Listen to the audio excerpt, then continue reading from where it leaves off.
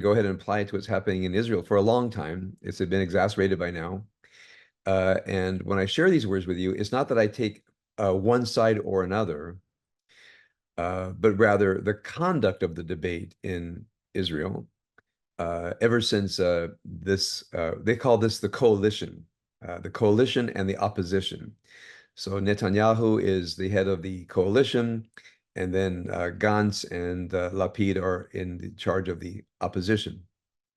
Well, the protests against Netanyahu, as most of you know, began in January 2023. The election was in November 2022. He had just formed the government.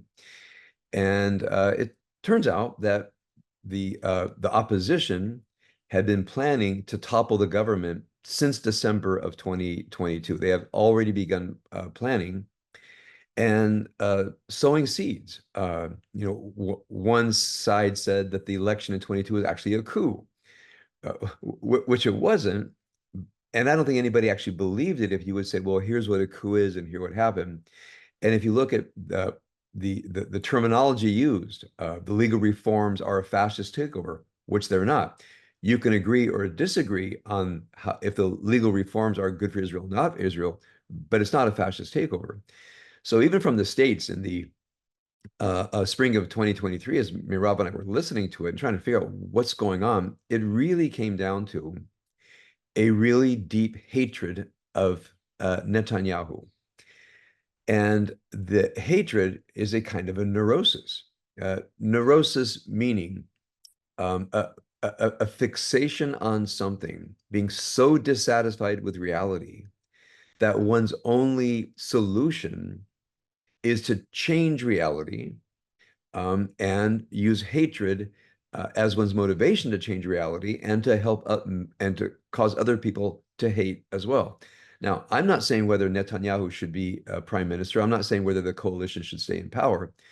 What distresses me is the usage of Lashon Hara, of hatred, and the methods of Korach to change the government.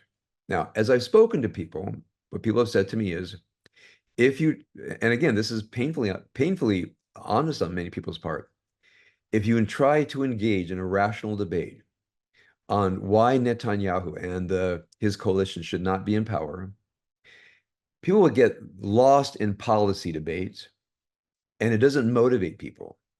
People don't go to protests because of disagreement in policy.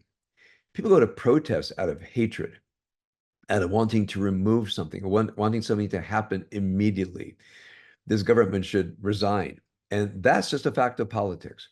I remember when I read Richard Rorty's book about American politics and the history of this exact same kind of politics, a politics of defamation, a politics of anger, a politics of misinterpreting people to win elections.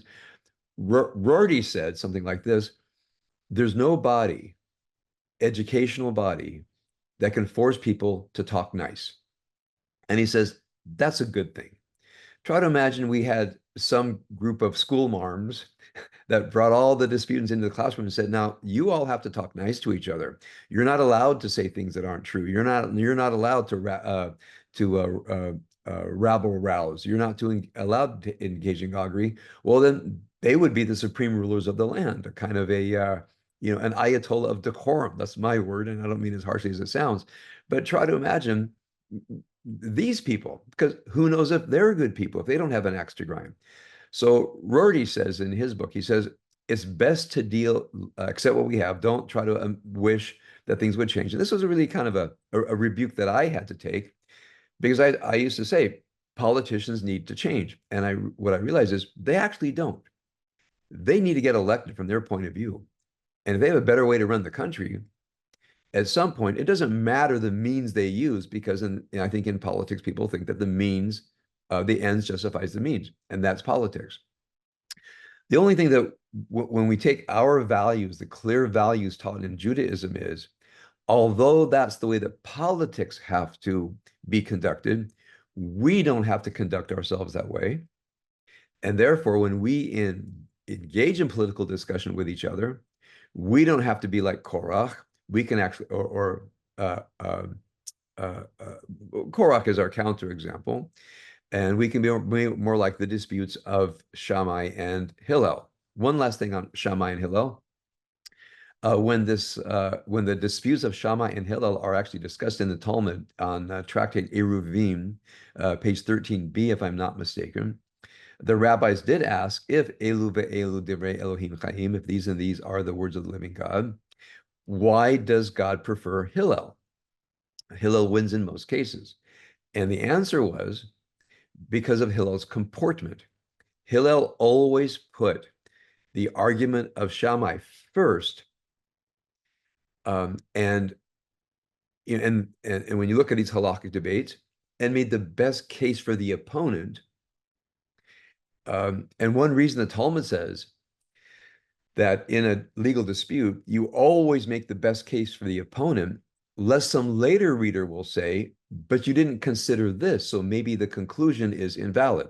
I'll say that again. If the Talmud is in some way purports to be some kind of record of disputes, if the Talmud itself does not lay out the thinking of the side that did not win the dispute, a later reader could cry foul and say, this element was not considered. What the Talmud tries to do is lay out carefully the side that the Talmud already knows is going to lose, because remember, the Talmud is a edited document long centuries after these disputes have taken place. So this Talmudic practice was then put into the mind of Hillel. Now, we don't know if Hillel actually did this. The Talmud itself is literature, not journalism.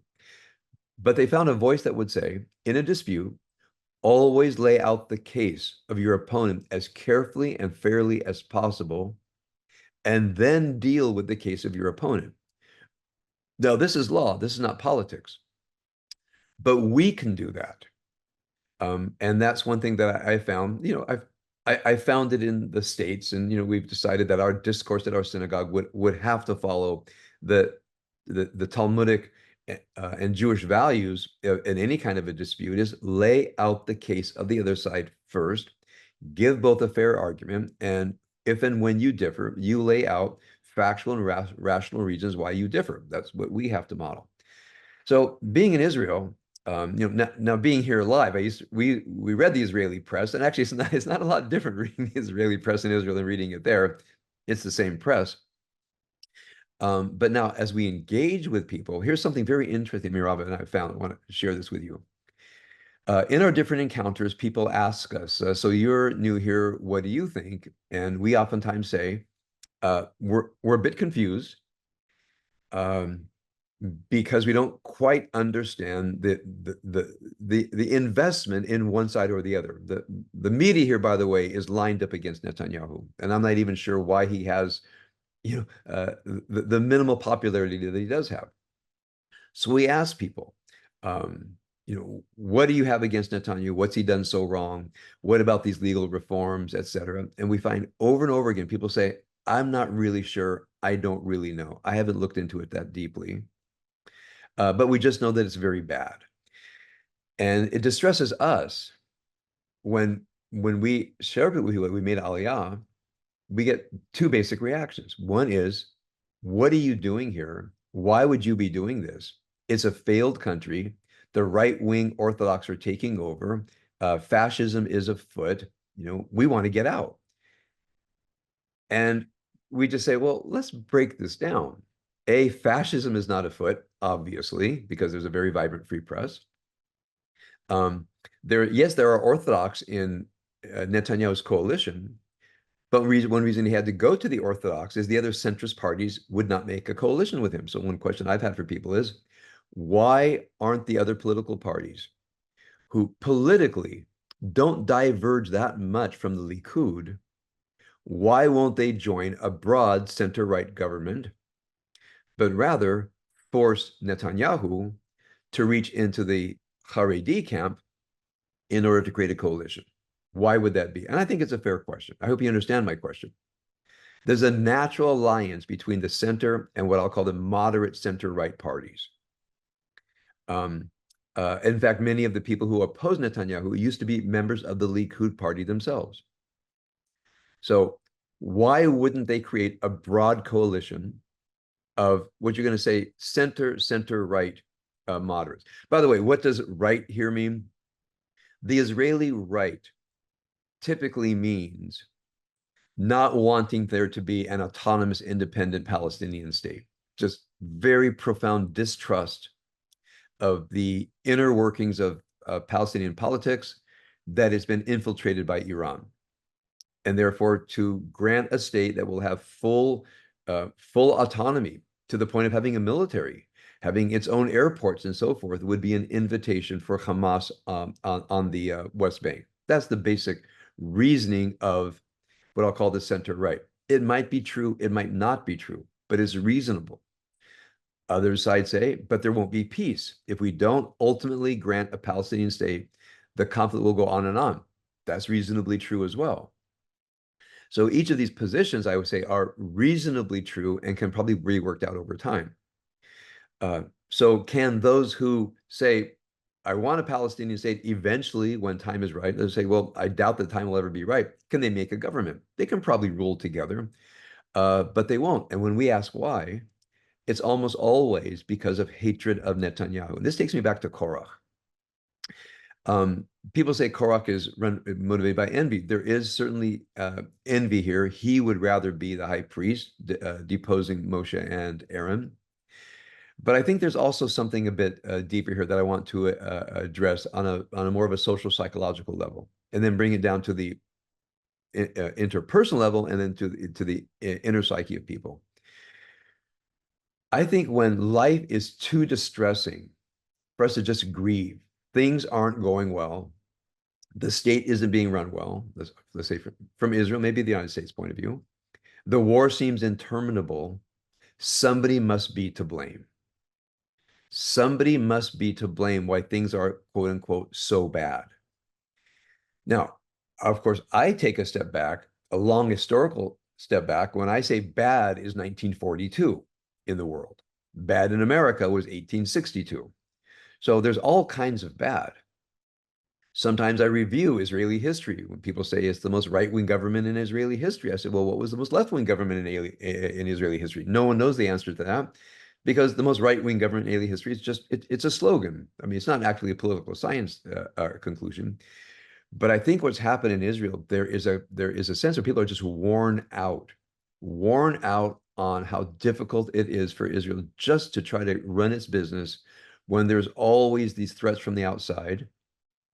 And it's as if the stress from the outside, for people who don't have, in my mind, incredible intellectual, moral, and spiritual resilience, people tend to turn on each other.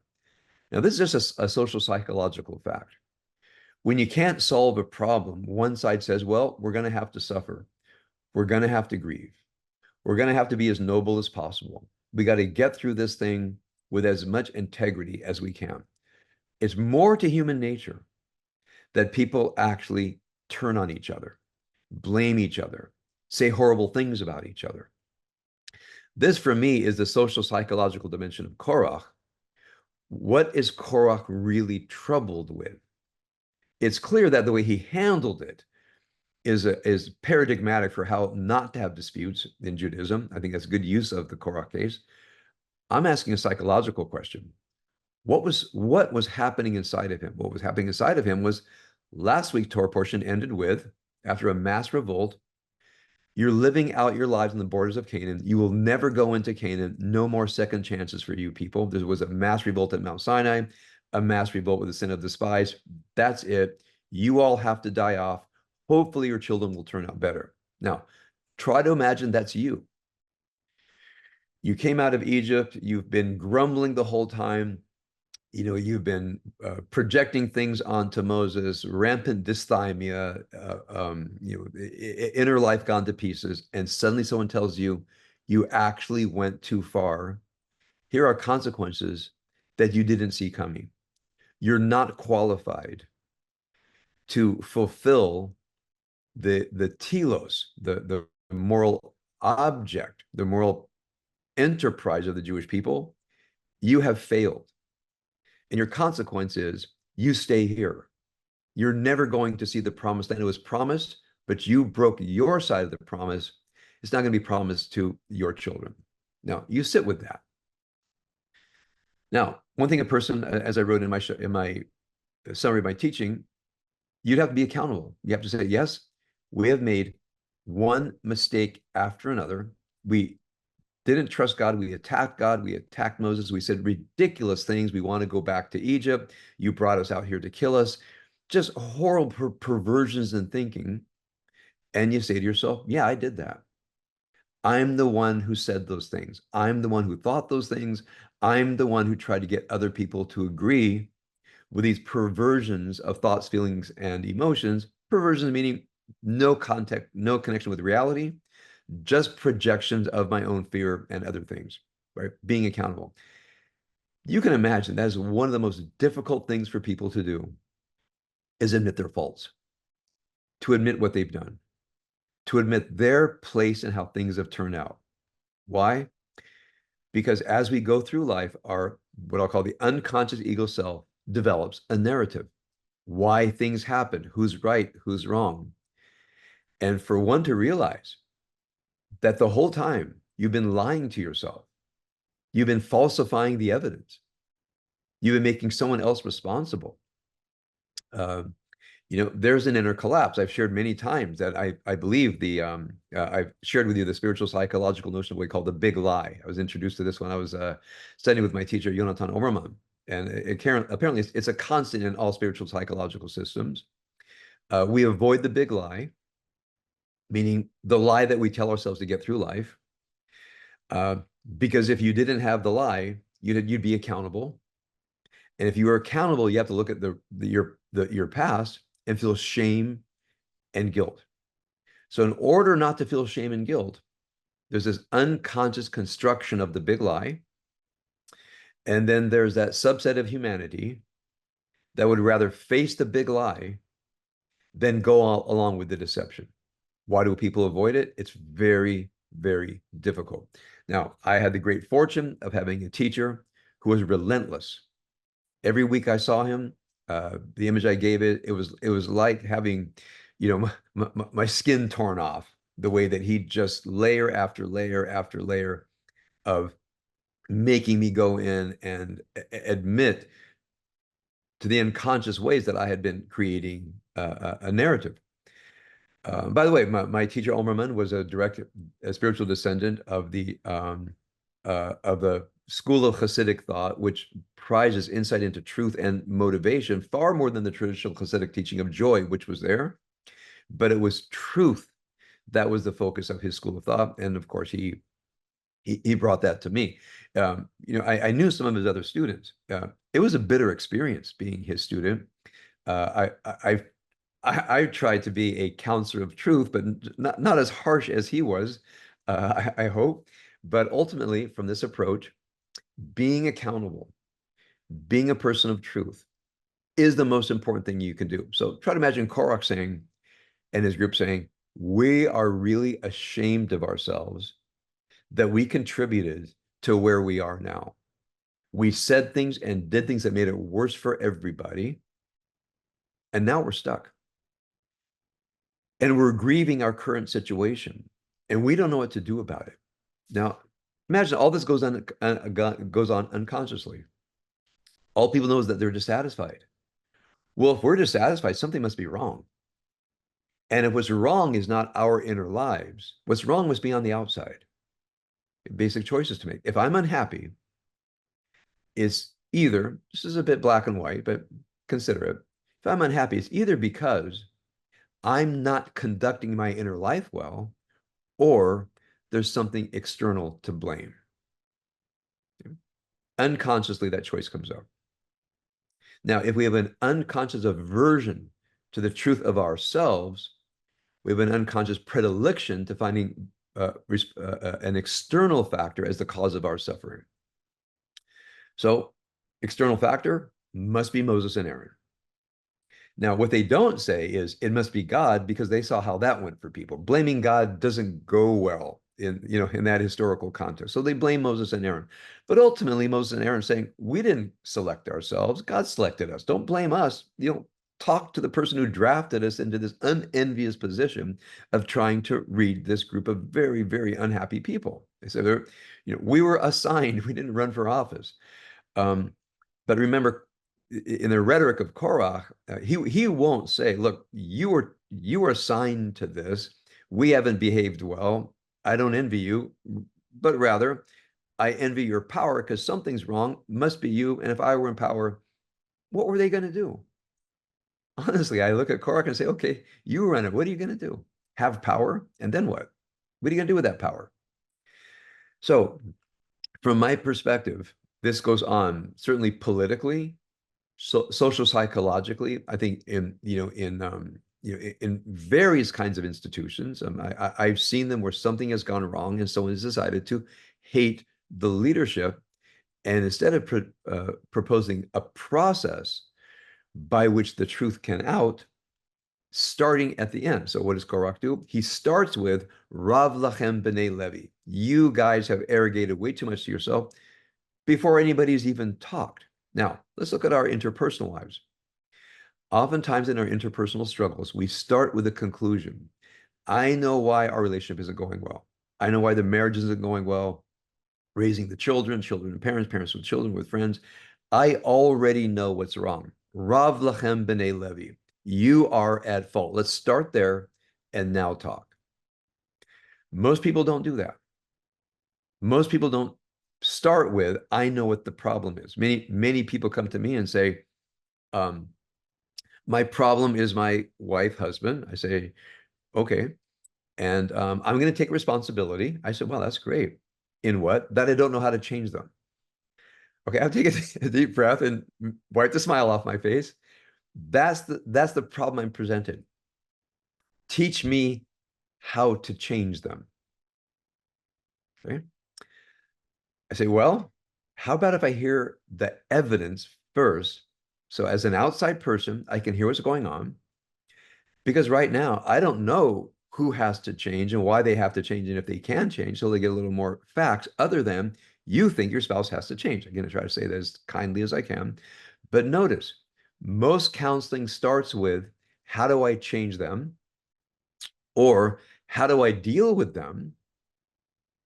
Not having yet established how they are. Because how a person is oftentimes an interpretation of a certain state of mind. So when a person comes in and says, here's what I feel, here's what I think about them, what if what you feel and what you think is completely off?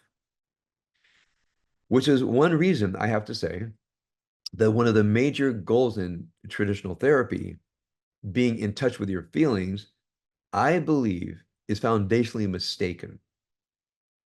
It's important later. But to be in touch with feelings that are not connected to reality can only entrench you in a narrative that is causing suffering. So what if you said, instead of, I want to be in touch with my feelings, what if you said, I want to be suspicious of my feelings? Here's what I feel. My feelings might not be connected to reality. Here's what I think. My thinking might be way off, which is where I think wisdom actually has a much likelier success for some people, not all, in transformation, because you don't start out with the fact that your thoughts, feelings, and emotions are connected to reality. You start with the fact of skepticism, a really healthy skepticism, not a kind of skepticism that paralyzes you from going through your day, but when you try to think about something, you ask yourself, is my frame, is the way I'm conducting my consciousness connected to reality? And how does one know?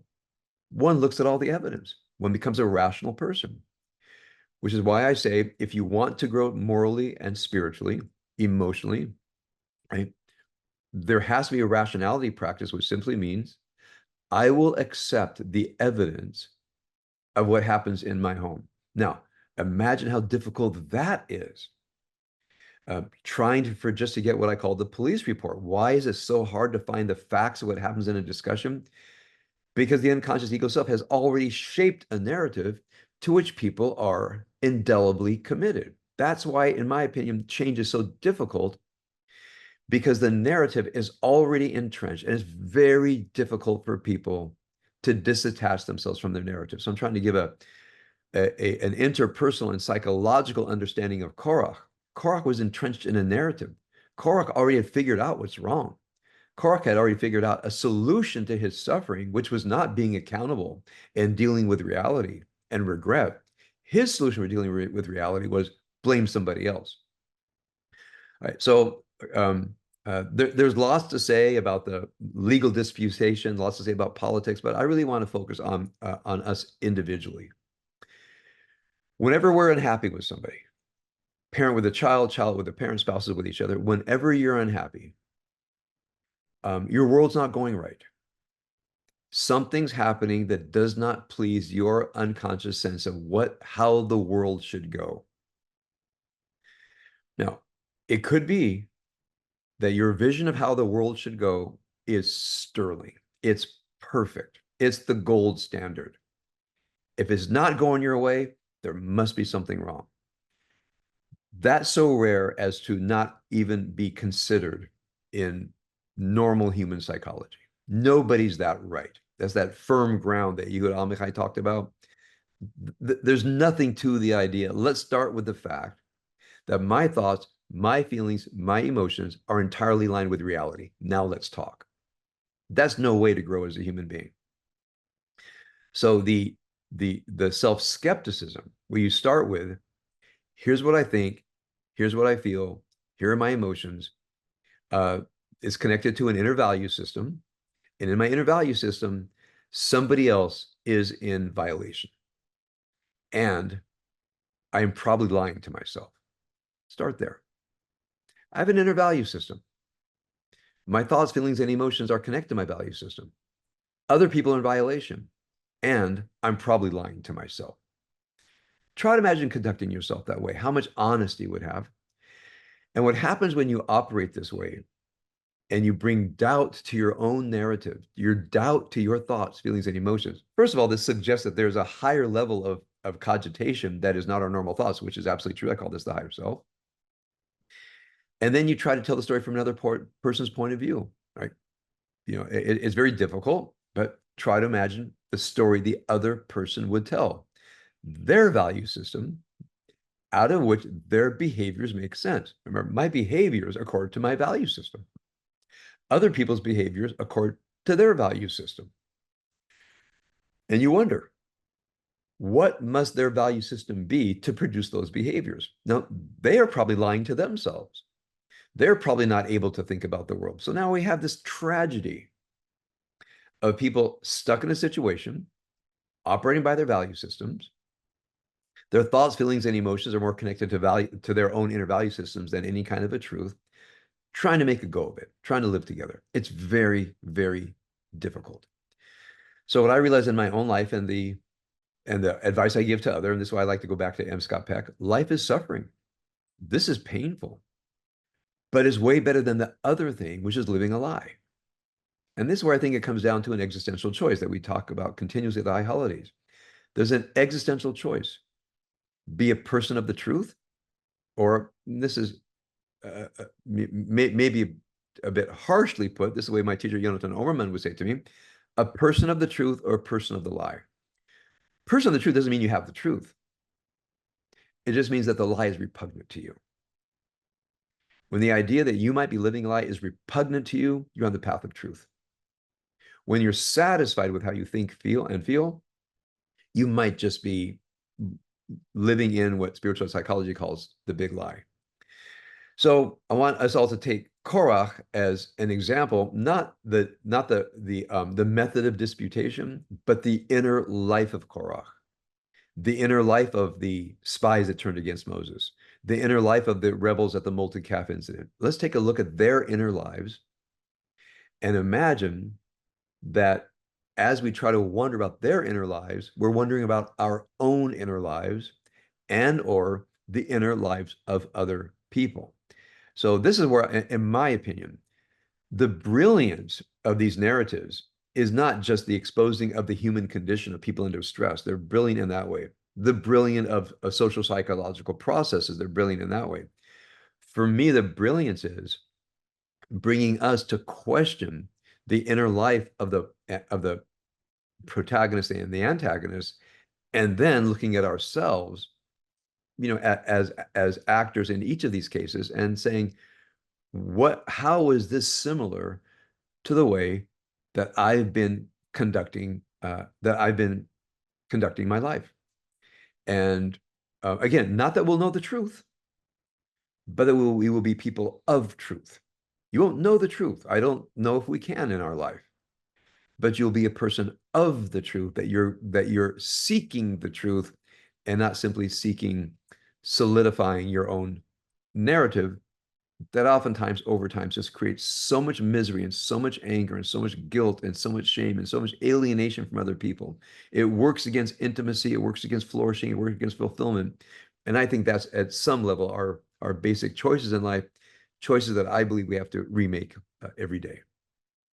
All right, that's my message for tonight. I'm happy to see if there are any thoughts, feelings about what I'll call the inner psychological usage of the story of Korach, as well as the other grand narratives of the rebellion of the Israelites, the sin of the molten calf, the sin of the spies, and we'll say the sin of Korach and his people, Korach ve'kol adato, and all of his community. All right, any thoughts? Okay, well, time to say hi to people. Sun's coming up behind me. It tells you that I began at 5 and I'm ending around 6 here in Israel. I'm actually kind of liking this, to tell you the truth. Get up super early, have my preparation done the night before, get right to it, see all you lovely people, have my Shabbos open, and then tonight at Mincha time, it's very traditional to do a little shiur at Mincha time, late afternoon, come back. So this is fitting nicely in with my religious spiritual life here in Israel. Um, Mirav and Abigail are using their Shabbos morning to sleep in, as they should. They said, "Are you really going to do this?" I said, "Yeah, I am really going to do this, and I'm going to love it because I love it, and I've decided to love it. So love being with you." All right, hey Susie, see your beautiful graphic over there. Thank you so much, Roland. As always, great seeing you and looking at you, focusing with such interest. Shanti, that wonderful poem. Hey, Joy, great to see you. Hey, Ralph, kicking back over there. Good Shabbos. Mel, good Shabbos to you. Hey, Zena. Let's see, Allison and Andy, great to see you. Hey, Helena, good Shabbos. Kathy, wonderful to see you. Hey, Sonia, good Shabbos, wonderful to see you. Tamara, let's see, is that Jacob over there? Jacob Surrey, good Shabbos. Hey, Rick, nice to see you. Let's see, Deirdre, wonderful to see you. Getting ready to launch some talks on spiritual psychology of resistance. Just trying to get settled here has been a challenge. So we're just slowing ourselves down and deciding life's going to be busy enough. We don't have to make ourselves crazy trying to get to busy. Let's just be busy getting to busy. So that's our decision. Lauren Ilbert, Mazal Tov to you. I know you have a simcha. Excellent to you. Randy, hey, great to see you. Barbara Lee. Let's see, beautiful pooch there. Let's see, I'm gonna go to my second screen. Um, all right, well, lots of wonderful names. Screen's not on. It's hard for me to get to the print. All right, everybody, thank you so much. Good Shabbos. It's a joy being with everybody. It's a joy hearing Susie doing the blessings and Shanti's poem and Rabbi Manning's Dvar Torah, and for me to share with you the way that this Parsha inspires me to go doing some deep thinking and reflection, going back to M. Scott Peck, thinking about my time with Yonatan Omerman, feeling something gestate within me, and then I get to birth it in teaching you. So I want to thank all of you for encouraging this process that I know Rabbi Manning shares with me. We think about you as we prepare what will be meaningful to you, to say something will make a difference to you. We have to go through our own inner process and then deliver perhaps not the most refined and polished pieces of teaching, but certainly come from I think I speak for both of us, from an authentic heart.